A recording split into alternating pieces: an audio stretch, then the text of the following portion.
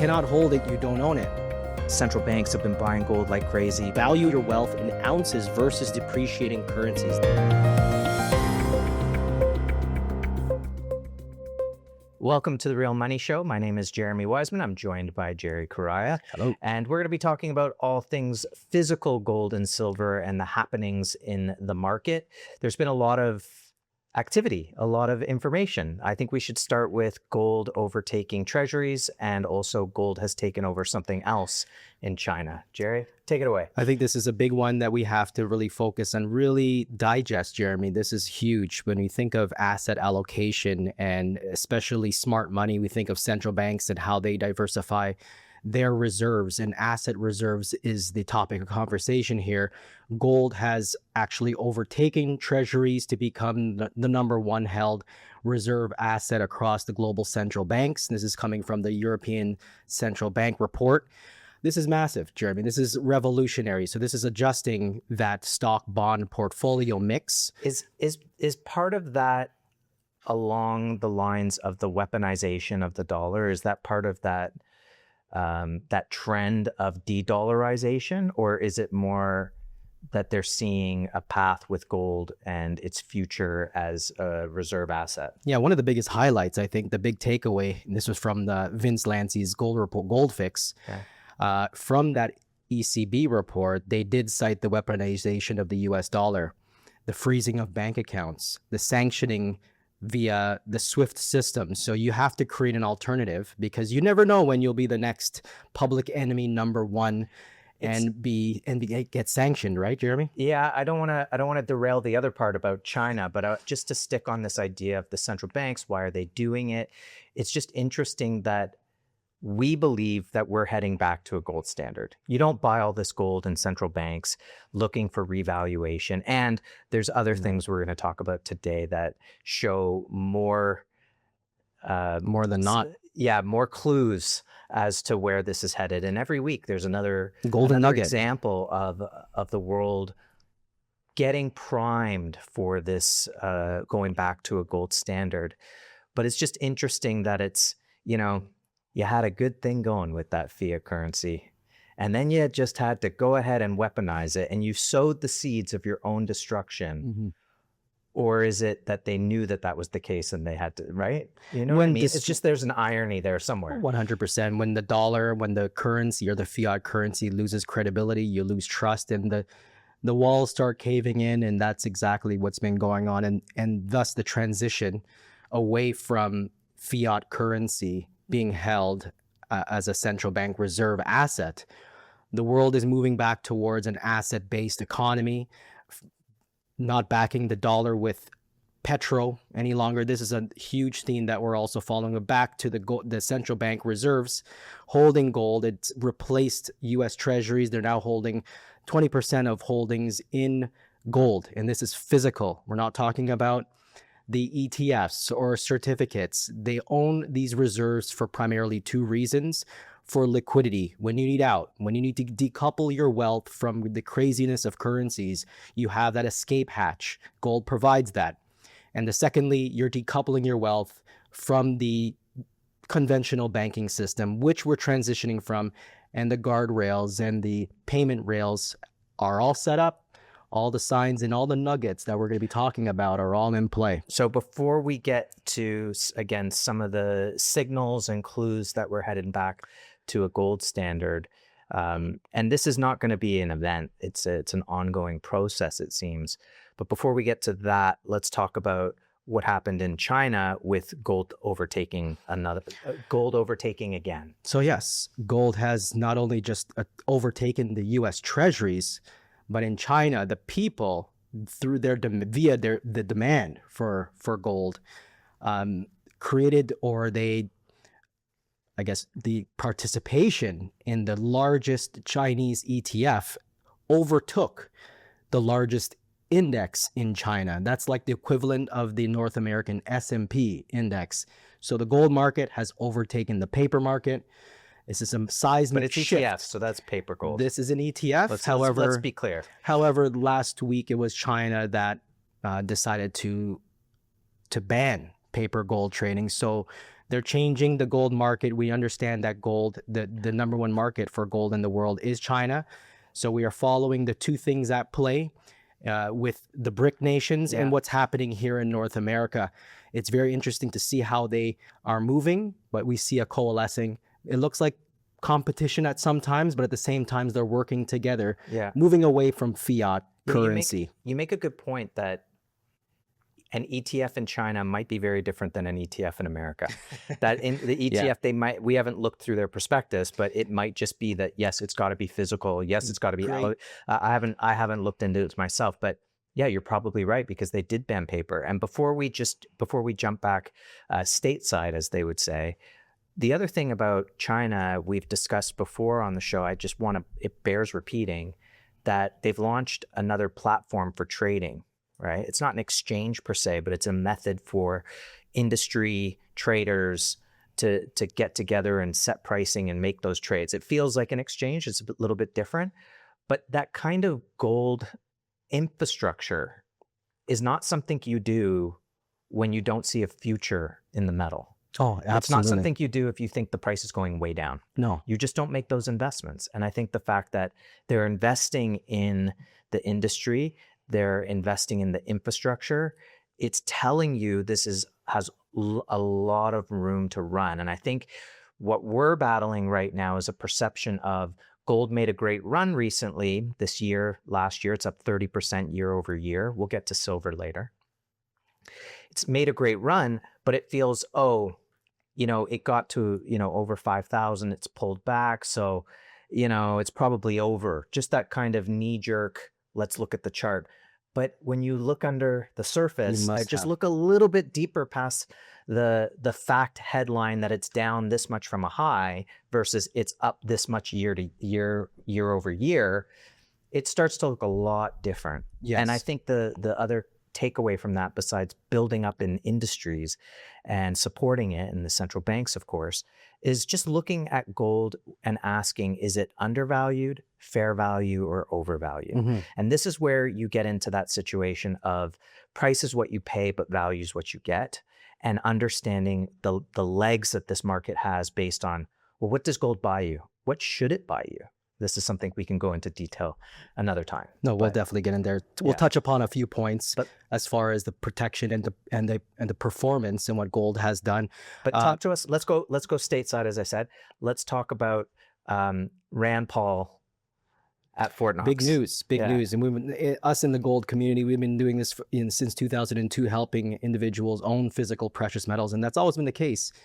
Is the gold standard was removed. The U.S. doesn't even have the gold.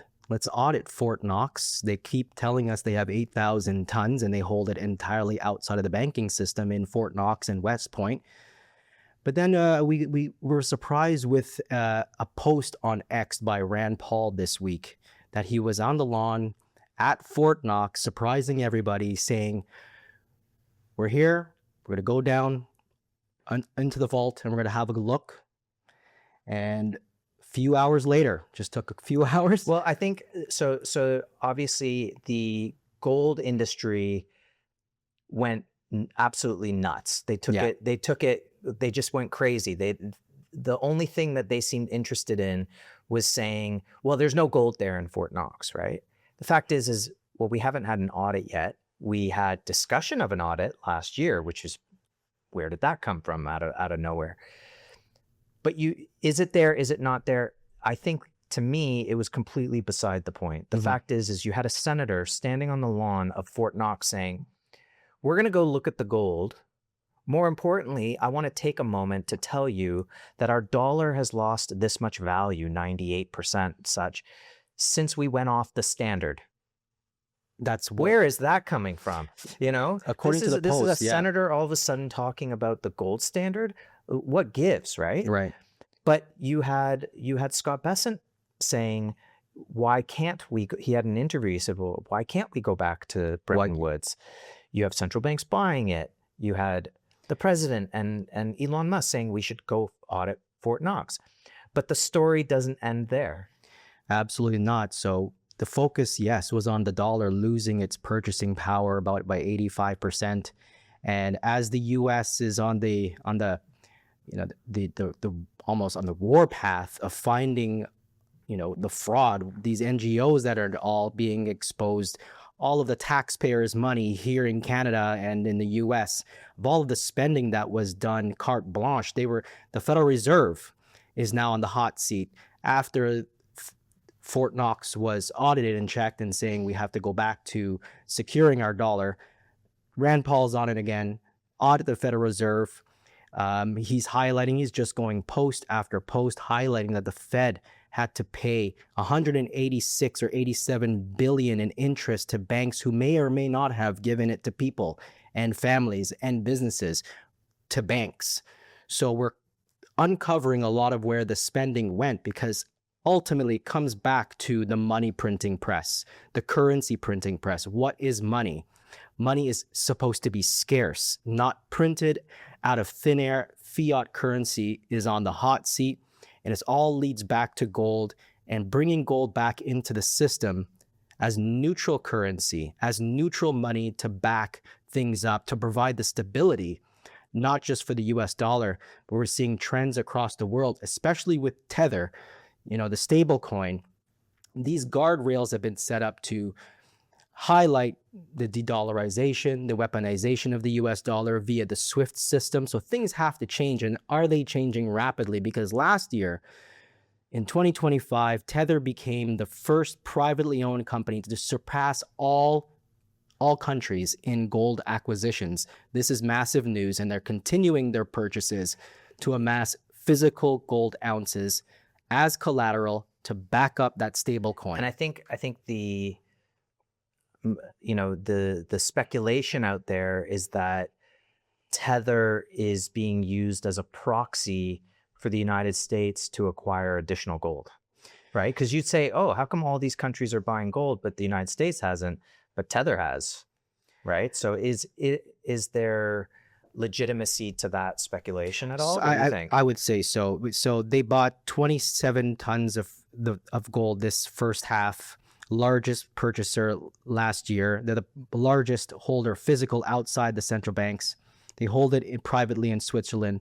And they're also closing down Alloy, their gold-backed lending products. So they're getting rid of fractional reserve financialization of more and more paper based off the collateral. They're an American company though, right? And they are an American company. Why do you think they chose to store in Switzerland as opposed to in the United States? That's a good question. Do you think that that's an infrastructure thing? Like, where are you going to store it? You're going to store it with JP Morgan? You're going to, presumably there'd be private vaults you could store it. Well, yes. You know what? Where did they get the gold from initially? Could have been European gold. Could have been the Vatican gold. Who knows? This is all speculation of where. Okay. But I mean, this is that was deep. The over financialization of the paper market. So this is definitely bullish, high quality liquid assets, and bearish anything financialization or paper. So we're following the Tether, we're following the gold standard talk, and we're advocates of that for sure here at Guildhall. And so if you want to be your own central bank, if you want to be like Tether and compete with central banks and own your own physical gold, that's where Guildhall can help.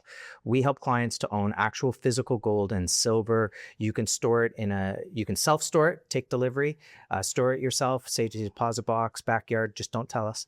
Or you could put it in a vault facility. We utilize Brinks and Loomis. We've got other vaults around the world we can assist with. And effectively what we help clients to do is own it physically, allocated, segregated. You have access to your accounts at any time, access to take control of the product at any time, meaning take delivery of it at any time. So it's completely unencumbered. No one else has a claim. There's no counterparty risk. And we take that vehicle and we take it even further to go to registered accounts. So you can hold your own physical gold and silver in your RSP, in your TFSA, your LIRA, your LIF, your RIF, your RESP, which has been fantastic, by the way. We could talk about that. Even the first home savings accounts. First home savings account. And what does it do? Gold and silver protect against inflation. They help you retain your purchasing power over time. And because they're finite, they're actually outpacing inflation over time. So it's also helping you grow your wealth. And again, we help clients to own the actual physical product in your registered account. Go to visit it. If you want to deregister it, you could take delivery. The serial numbers you receive upon that delivery are the serial numbers that were in your account. So there is no question about who owns this product. It's you. That's right. Jerry, we talked a lot about gold. Let's move on to silver because there's been some great developments in silver. I don't even know where to begin. Where do you want to start? This is, should we start about the price controls? So yeah, or price floors, I should say. So there was a critical minerals roundtable this week that happened at the U.S. State Department, and what's very interesting about this is obviously last year silver was added to the critical minerals list, and as the ambition to grow out AI and all of these initiatives, you need a lot of these critical minerals, including silver. The discussion was revealed to have the U.S. start and to continue to discuss the exploration of rolling out price floors for these critical minerals. Many were suggested. It will be open for discussion. Silver will likely be on the table soon. As we progress, we know that silver is highly used. We have reports that have come out this week it was the Weiss ratings reports that came out, heavily bullish on silver. Obviously, these guys are, the number one in ratings, actually surpassing Standards & Poor's, Moody's, best of the best. Are they giving a forecast?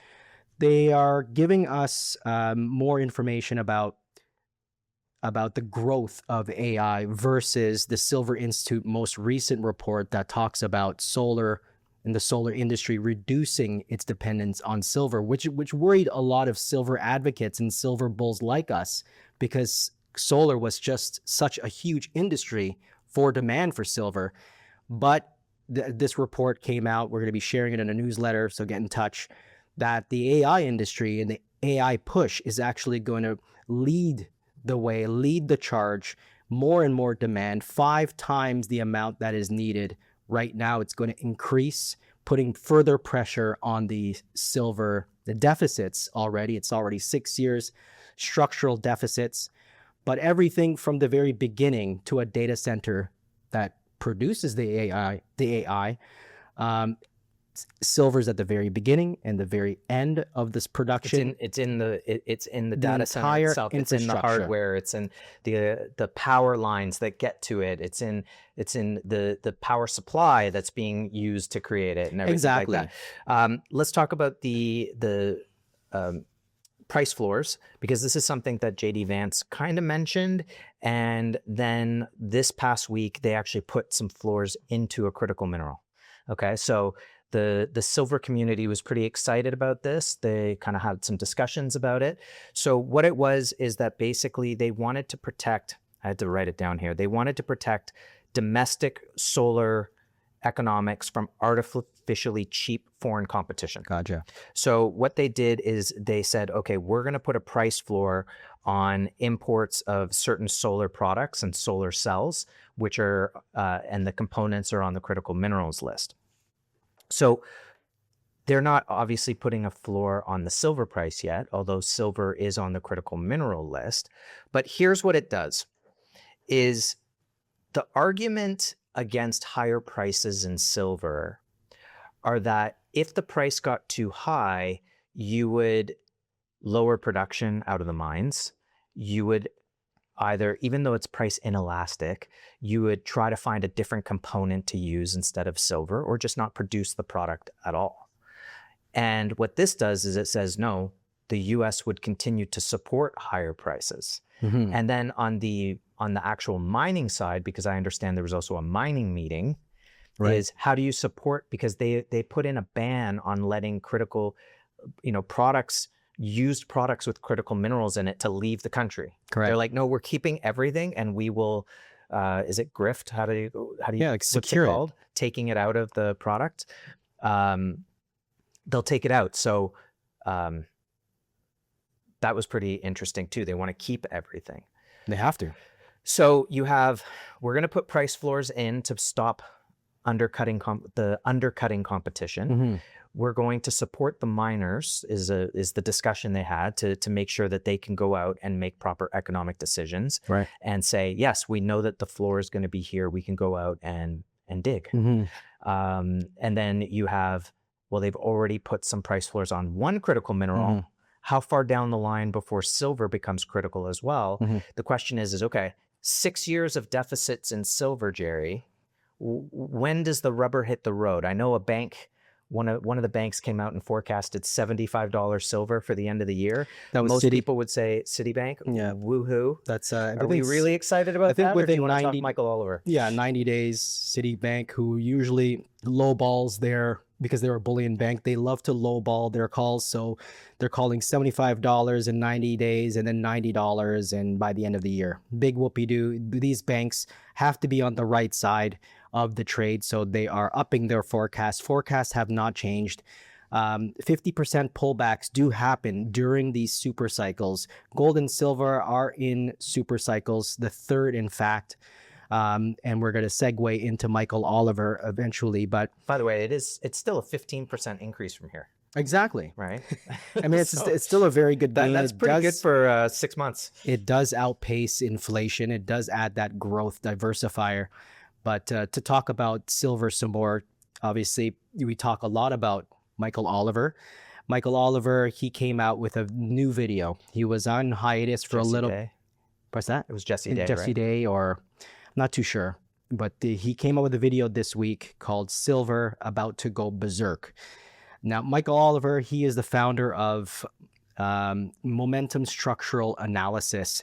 He's well known for his market calls. Wall Street Journal called him out, saying it's not about just a lot of the headlines. It's a lot about momentum and price. So his trends have been on point. He caught our attention last when he called for the year to close off at 75, and the silver market closed at 75. Yeah, just remember, we were trading around 30, low 30s at the time. So it was a crazy number. That's a crazy call. We thought he was crazy. So now he's really crazy. No, back in April, he projected $300 to $500 per ounce, citing these three cycles. So my personal call is 350 silver by the end of the year.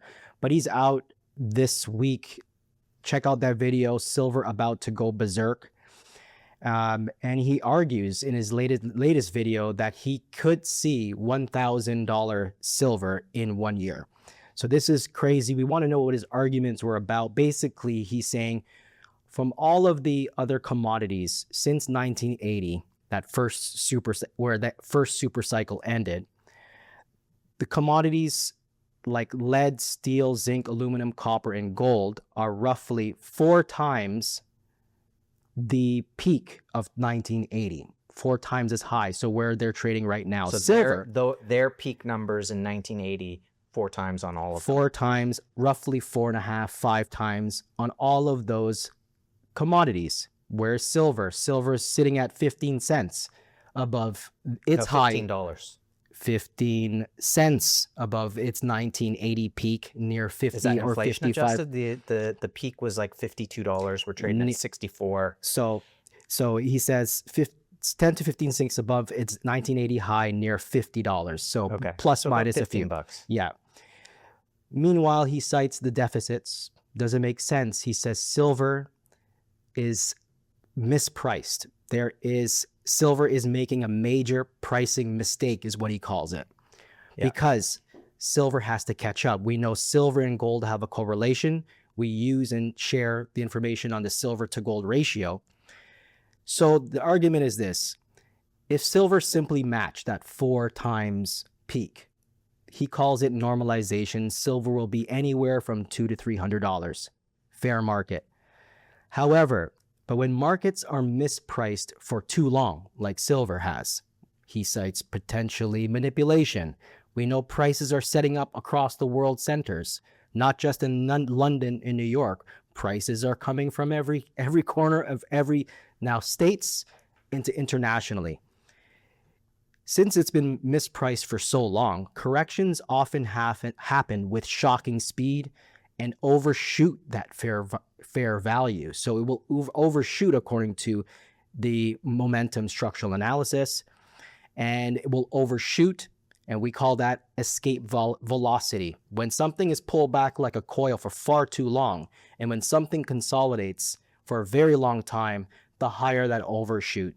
So it may sound extreme to most people, especially for us in the gold and silver space who have been in this industry. What's the number? For far too long.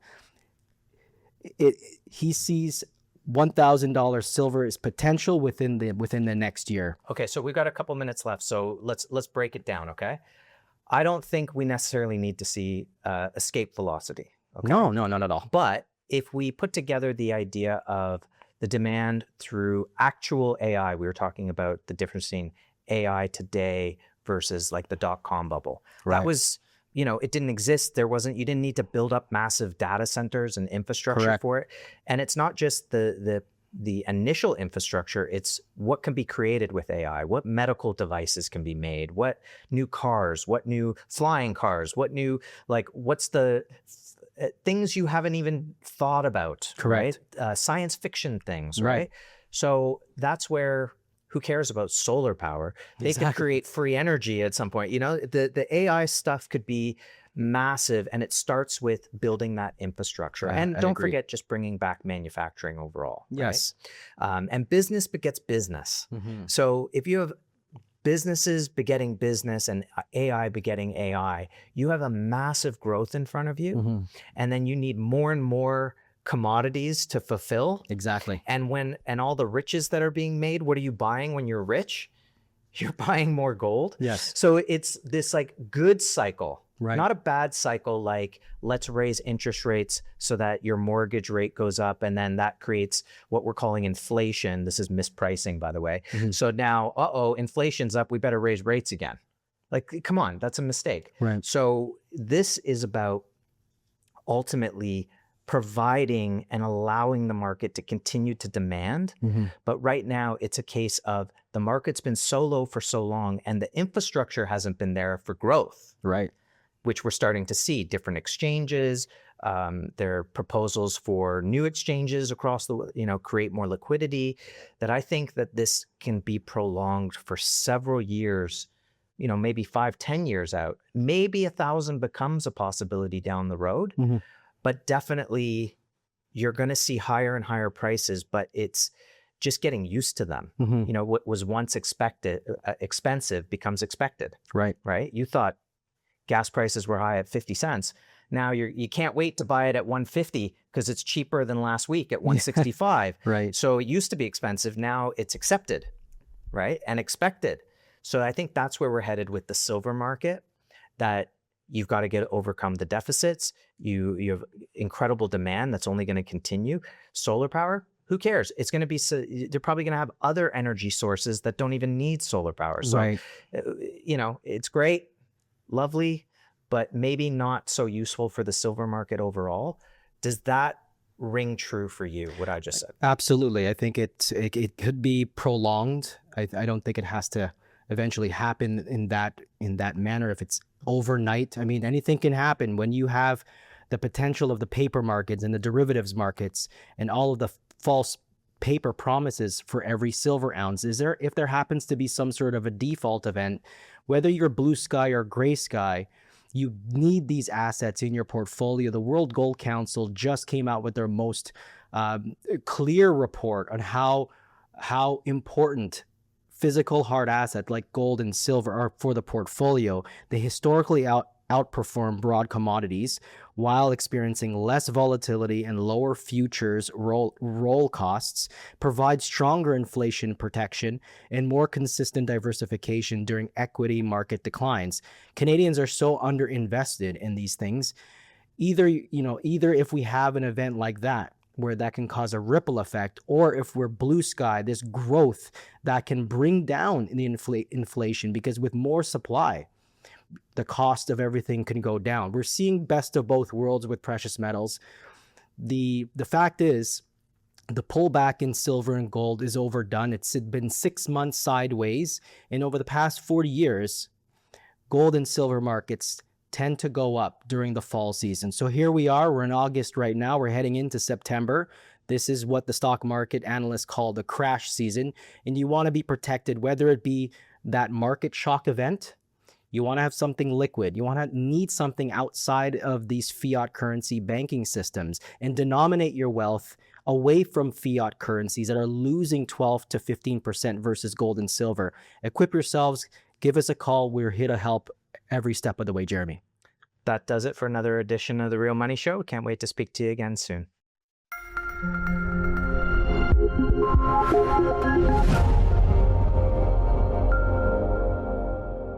Catch The Real Money Show here on Rebel News Saturdays at 1 p.m. If you've missed an episode, you can also catch The Real Money Show on our YouTube channel at Guildhall Wealth, or follow us on Spotify and follow us on Twitter as well. The number again, 1-877-8-SILVER, the website, guildhallwealth.com. Learn how to have physical gold and silver in your portfolio, and we look forward to speaking with you soon.